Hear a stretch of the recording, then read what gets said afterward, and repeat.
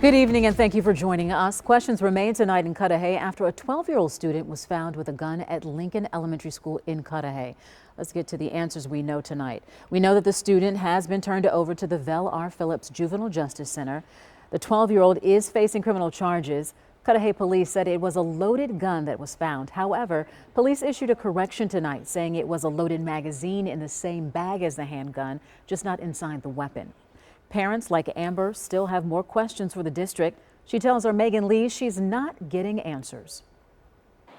Parents still have questions more than 24 hours after police say a 12-year-old student was found inside Lincoln Elementary School with a gun and a loaded magazine. I don't know if the school was locked down. I don't know if they had any type of conversations with the students. Amber Stewart is just trying to navigate this scary situation with her son. And it's really scary. Were your biggest concerns about the situation itself or how to tackle conversations with your kid after school? It's more how to tackle conversations after school because I have no idea what they told my 8-year-old, and I also have 3 toddlers at home.